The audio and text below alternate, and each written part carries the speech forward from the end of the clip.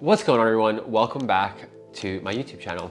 My name is Tyler Egan, and in today's video, I want to share how to help empathetic men heal a fear of rejection. That's what we're gonna do. We're gonna be talking about how empathetic men can heal their fear of rejection. There's all the advice out there about all the things to do, and what I'm gonna share may be different. Hopefully it's different. And hopefully it speaks to you more. The fear of rejection is something that it's a core wound of mine that is very deeply woven into the fabric of who I am.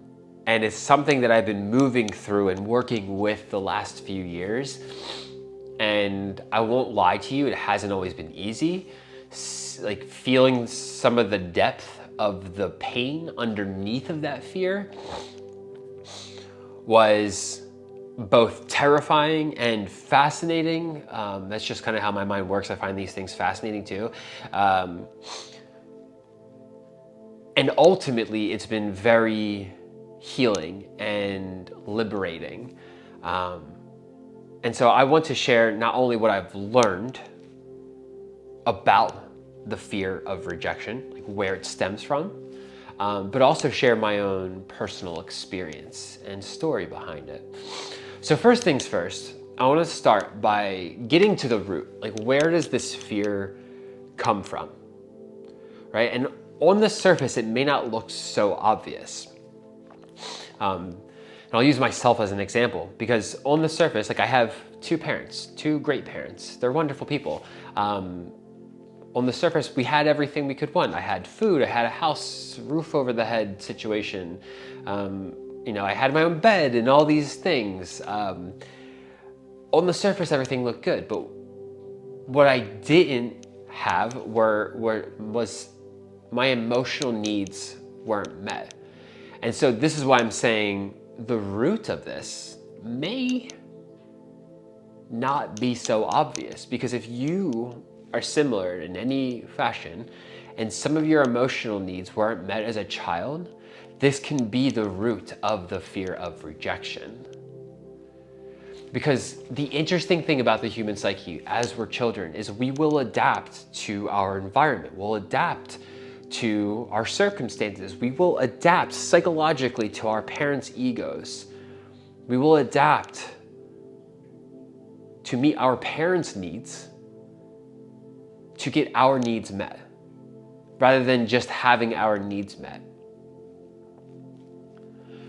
And we can adapt to this type of environment by internalizing our parents' inability to meet our needs as there's something wrong with us. We can adapt to our parents' inability to meet our needs by internalizing that there is something wrong with us. There's something wrong with me that I'm not worthy of love. There's something wrong with me that they're not showing me love, right? And then you start to put yourself in these little mental boxes and you become who everybody else wants you to be instead. Now, what does this have to do with the fear of rejection? Well, again, we are internalizing that as we're not good enough. So now we're taking that and we're carrying that around with us. Now, we may not be consciously aware of it. It may not be at the conscious forefront of our mind, but 15 years go by, you're a teenager, you're a young adult, you're 22, you're in college, you're all these things. And you still have this internalization of I'm not good enough, stemming from your parents' inability to meet your emotional needs. Now, I'm not saying this to blame parents per se. There's a time and a place, because it's going to tie hand in hand with my story. There's a time and a place where you need to hold space for yourself and allow yourself to be present with whatever shows up in your mind and whatever shows up in your body, whatever you're feeling, whatever you're thinking. If that means you have to think about blaming your parents, then do it. I gave myself permission to think and blame whoever I wanted. I didn't go out and actually do it. I didn't say, I stopped blaming my parents physically. I stopped saying those things to them. when I realized what I was doing all the time. And through meditation, I started to give myself permission to say and feel all the things I want to do. I blamed everybody for my problems. I got mad at everybody. Again, I'm not going out there doing these things now. I was acting from that space. I was unconsciously blaming people. I was unconsciously blaming everybody, playing the role of the victim. I was absolutely doing that. But once I started to recognize it, I stopped reacting to with the sensations in my body. And I started to, through meditation, give myself permission to feel mad, to feel angry at my parents, other authority figures, siblings, family, other family members, for them being unable to meet my emotional needs. I started giving myself permission to feel anger and resentment and sadness. Right? So I'm not saying that there's not a level of that that's necessary, where you hold the space for that inner child of yours to come to the surface and express what he needs to express. There's a time and a place for that. What I'm saying, I'm not saying this to blame parents and authority figures around us, or even the education system, even though I don't like it. I'm saying this because it's the truth. When adults and parents cannot meet our emotional needs, we will adapt. When we adapt, sometimes that means we internalize that. That adaptation comes in the form of an internalization that we're not good enough. And now we have this internalization that we're not good enough, and we're carrying that around. So now we're gonna go ask the girl out that maybe one isn't actually in alignment with us. The girl that she's just very attractive, and why not? What do I have to lose? And then we get rejected. And then you feel like shit. And it just flares up, that wound.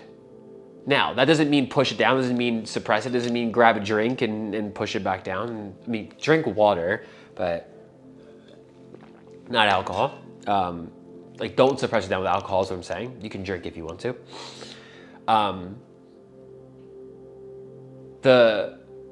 So we ask the girl out because we have this internalization that we're not good enough. And we know, like, on the surface, she's out of our league. Now, in reality, sure, on the surface, she's out of our league, but in reality, she's actually just not in alignment with us. She's not the type of woman you actually want to be with. She's just really attractive.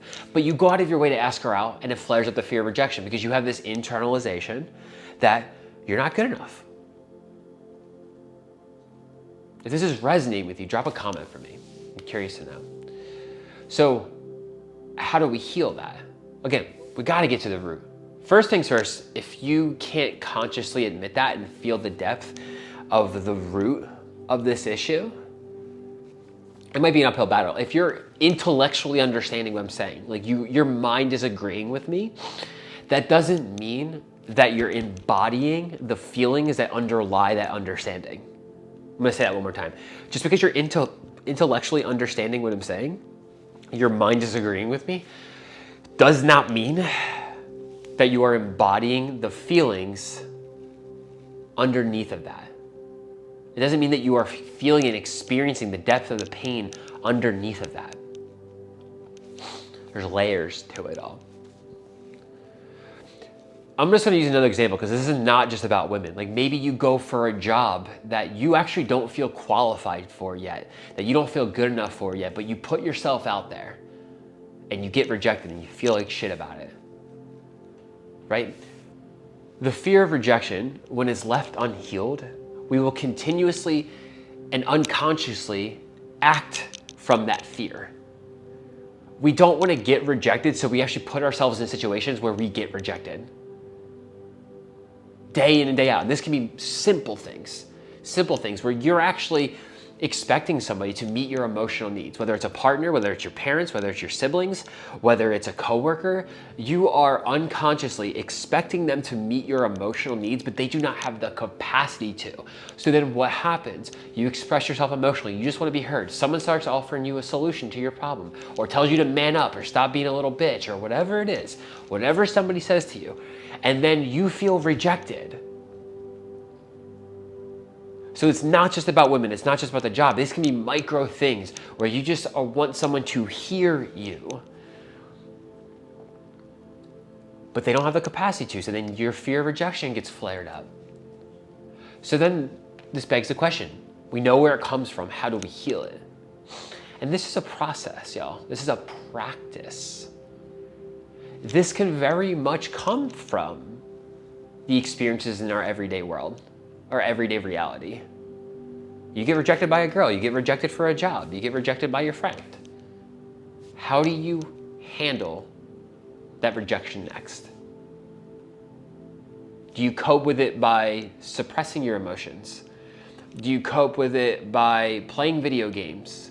Right? Suppressing your emotions is the general term, but we can suppress our emotions by playing video games. We can suppress our emotions by drinking, by using cannabis to avoid our pain. We can pornography is another way we can suppress our feelings of our fear of rejection. Right? When you get rejected in all of its various different forms, because the big obvious one is getting rejected by the girl, getting rejected for the job. But the other not so obvious one is being emotionally rejected day in and day out. And that's where the root of it really lies. When people do not have the capacity to see you and hold space for you, you will feel rejected every single day that you go and express yourself and that person doesn't see you. It flares up day in and day out. The next question becomes, how do you respond in that moment? Do you get defensive with them? How do you respond later when no one's around? Do you push your feelings down? Do you suppress them with substances or gaming or television, Netflix, pornography? If you have a partner, do you suppress it with sex with them? All of these things are not inherently bad, but when we're using them to push our emotions down and not face our fears, not face the emotion underneath of those fears, that's when it becomes a hindrance. That's when it becomes crippling. That's when it becomes a problem in our lives, and it can lead to something I experienced. I experienced alcohol addiction. I pushed all my emotions down with alcohol. I felt rejected all the fucking time because there weren't people around me that had the capacity to meet my emotional needs. And you know why that was so important? And this is something that's going to be really important for you to understand. Because if your mind is blaming people for not, like, you're vibing with what I'm saying, you're relating to what I'm saying, this resonates with you, and your mind is starting to blame everybody because you're like, you know what, you're right, they don't have the emotional capacity to see me. Your mind might want to blame them. That's not necessarily their fault. Because what the universe is trying to do right now is bring us home so that you see you, so that you hold space for your emotions, not so that you're waiting for your partner to do it, waiting for your girlfriend or your wife to do it. That's what so many men out there are doing, is they're waiting for, or they're dependent on their wives and their partners or other females in their lives to hold space for them, to hold their emotions for them. And like, look, I'm not saying that there's not a level of truth and necessity to that in a relationship. But what I am saying is you have to see you first. You have to hold space for yourself first. And that's how you heal the fear of rejection. The next time you get rejected, whether it's in a small way or a big way, whether it's the woman or your friend that doesn't see you, feel your fucking shit. Feel the depth of your emotions. If you're angry, feel it. If you're blaming people, listen to it. If you're sad, feel it. If you're upset, feel it. If you gotta cry, let it happen. Stop mentally fighting it. Allow yourself to feel your emotions. You have to, like, I'm gonna say physically because I'm defining speaking as a physical action in this sense. Physically give yourself permission to do it. I say to myself all the time, Tyler, you are allowed to fall apart in my body. Tyler, you are allowed to cry. Tyler, you are allowed to feel sadness. You're allowed to feel anger in my body. You're allowed to feel upset in my body. You're allowed to be mad in my body. I say all these things to myself all the time, internally and externally. It doesn't mean I go around beating people up or making fun of them or blaming them for shit, because I don't want to be a victim. I don't want to be at the mercy of everybody else by being a victim and blaming them. I want to have sovereignty over my life. I want fucking control over the way I live my life. And that starts with feeling the depth of our shit, feeling our emotions, and stop pushing them aside. If you judge yourself, listen to it. If you feel judgment, feel it. Listen to it, because it'll both be a physiological sensation and a psychological thought pattern. So how do we heal the fear of rejection? The next time you get rejected, whether it's a big way or a small way, feel that shit. Another way we can do it is by, and I don't necessarily recommend this to everybody because you have to be in a mental space where you can handle it, but reliving rejections that you've been through in your life. Using the mental faculty of your memory to conjure up the imagery of a time that you felt rejected. And when you do that, especially if your eyes are closed, I mean, it really helps if your eyes are closed because you're not perceiving through the lens of the five senses. So in meditation, put on soft music, close your eyes, be in a safe space, a safe environment where you don't have to worry about external things coming into your world, and bring up an old painful memory of being rejected and be there with that part of yourself. Feel what you're feeling. Like if you're somebody who has been suppressing your emotions and you're owning that, first things first, brother, I want to say and I wanted to acknowledge you for recognizing that you have been suppressing your emotions. That is not something that's easy, because if it was, everybody would be doing it. So first things first, my hat goes off to you that I'm not wearing for owning your role in the suppression of your emotions. Now, if you want to explore this, I mean, this type of thing might be better off with somebody to guide you through it, but if you're audacious, like I was, if you're audacious and ambitious and you're like, I'm gonna fucking do this, then again, safe space, headphones, soft music, something like that, something that is soothing to your mind. Close your eyes, dark room type of situation. Bring up the memory. When you're in that memory, just feel it. Allow the feelings to flood your body without fighting them. Like, it doesn't feel good. You feel like shit. You feel unworthy. I used to feel sad all the time. I felt so sad for those versions of me that got rejected all the time. I felt so sad. I allowed myself to feel it. I gave myself the permission to feel it.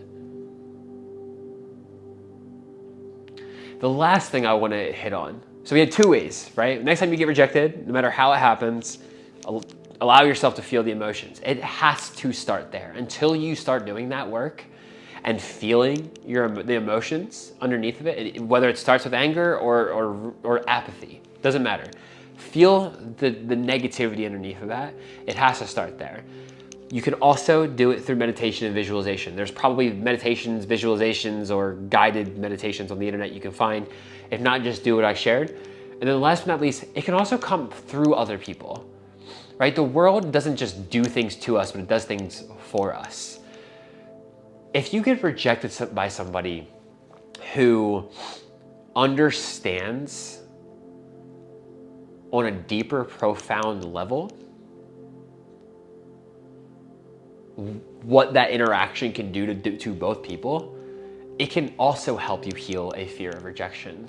I'm getting emotional as I say this because I had a woman who rejected me, and she did it with such grace and in such a caring and kind way that I didn't feel hurt by. I mean, it didn't feel like a wound. It didn't feel like somebody was like punching me in the heart and ripping it out. It felt like someone took a jab at me and I was able to dodge it, but they sliced me a little bit. So I have a little bit of a wound, but like it wasn't anything to leave a scar. And she taught me what it felt like to be rejected with kindness. Because when somebody rejects you with kindness, it's different. It doesn't leave the impression that you're not good enough. Like her rejecting me in a kind and graceful way, it didn't make me feel like I wasn't good enough. It just made me feel like it wasn't the right fit at the right time, under the right circumstances.